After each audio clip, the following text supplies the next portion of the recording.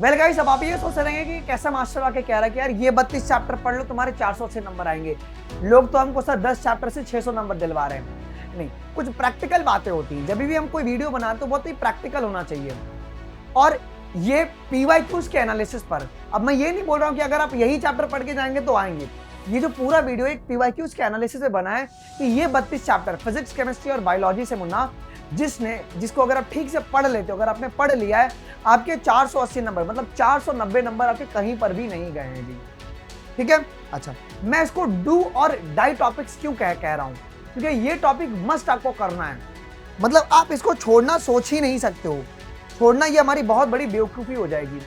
ये डू और डाई है, मतलब पढ़ना ही पढ़ना है हमको ये टॉपिक्स।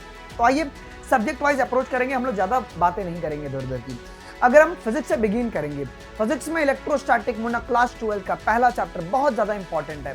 हर साल 2 से 3 सवाल यहां से आना ही आना। इलेक्ट्रोस्टैटिक्स, करंट, इलेक्ट्रिसिटी, भाई बहन है दोनों चैप्टर बहुत इंपॉर्टेंट है।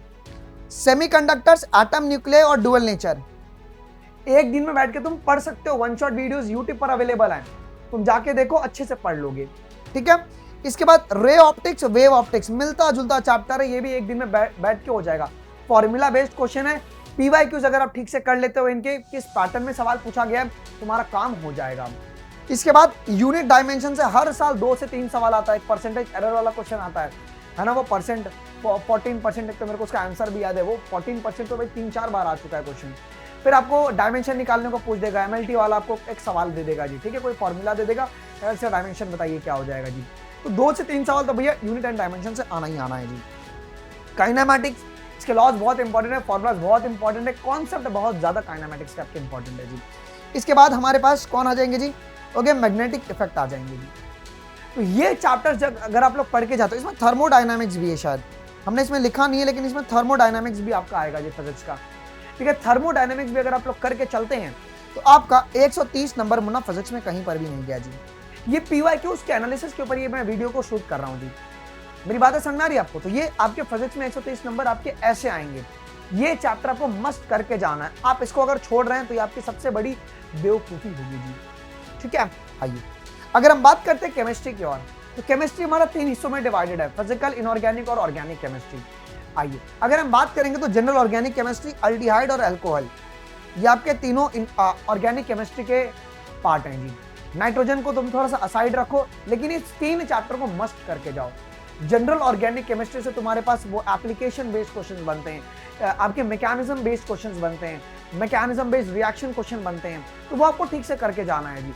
वो कैसे करेंगे, वो ठीक सर कैसे होगा, तो पीवाईक्यूज को हमको ज्यादा से ज्यादा अप्रोच करना पड़ेगा, उसके ऊपर ज्यादा फोकस करना पड़ेगा हमें जी।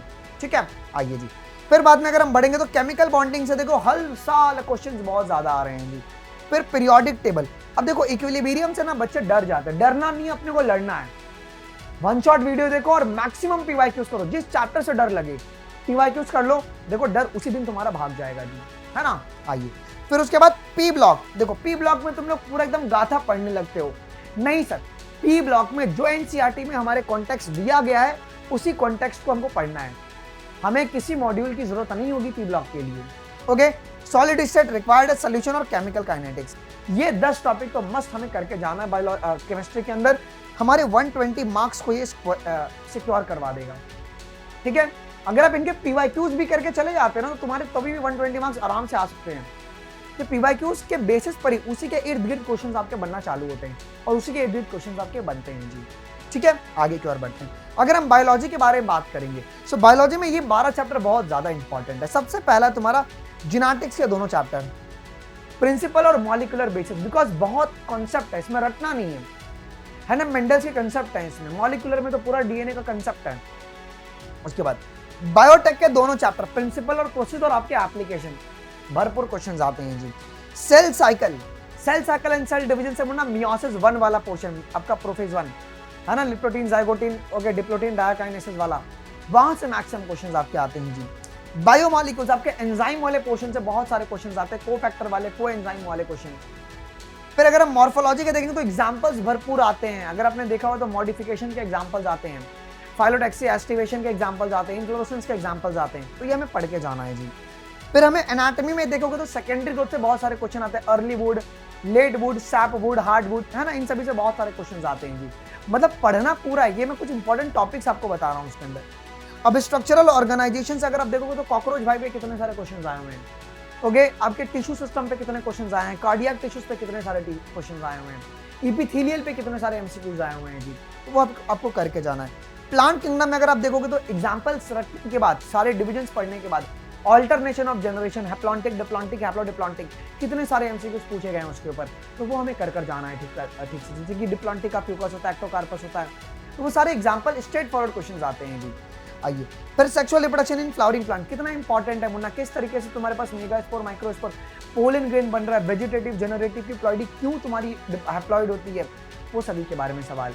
फिर इसी में पॉलिनेशन के बारे में बात किया गया है, इसी में तुम्हारी इनब्रीडिंग डिप्रेशन के बारे में बात किया गया है, इसी में आउटब्रीडिंग डिवाइसेस के बारे में बात किया गया है जी, कैसे तुम डिस्करेज करोगे, है ना, अपोमिक्सिस, पॉलीएम्ब्रियोनी के बारे में बात किया गया, पार्थिनोकार्पी के बारे में।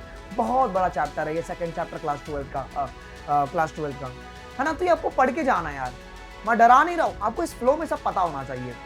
फिर अगर आप पढ़ रहे हो मुन्ना एनिमल किंगडम, तो सारे एग्जांपल्स आपके जबान पर रटे होने चाहिए, सारे के सारे 10 फाइलम के, सारे क्लास, सुपर क्लास, डिवीजन के आपके एग्जांपल्स रटे होने चाहिए जी, ठीक है। फिर रिप्रोडक्शन, चाहे वो एनिमल ह्यूमन रिप्रोडक्शन और रिप्रोडक्टिव हेल्थ, इसमें दोनों आ जाएंगे जी। एमटी पेज पर बहुत सारे क्वेश्चन आते हैं, है ना। 1/4 जो होते हैं वो कितने नंबर्स में होते हैं जी, कितना परसेंट होता है, 20% होता है, वो सारा कुछ कंटेंट आपके दिमाग में भरा पड़ा होना चाहिए। ये अगर आप करोगे तो आपके बायोलॉजी में 240 नंबर आपके आराम से आ जाएंगे। अगर हम इनको अगर कैलकुलेट करते तो कितने नंबर बनते हैं जी, 490 मार्क्स। ये तो चैप्टर आने ही चाहिए, अगर ये छोड़ के जा रहे हो तो बेवकूफी बहुत बड़ी, ठीक है। तो एक चेकलिस्ट बनाइए कि सर मेरे को कौन कौन सा चैप्टर आता है, और कमेंट सेक्शन में मुझे जरूर से आप लोग बताइएगा। अगर कुछ भी दिक्कत होता है तो मैं आपको हेल्प करूंगा। चैनल को लाइक सब्सक्राइब कर लीजिए, वीडियो को लाइक कर दीजिएगा। मिलते हैं आपको अगले वीडियोज में, अभी के लिए बस इतना ही। थैंक यू, जय हिंद।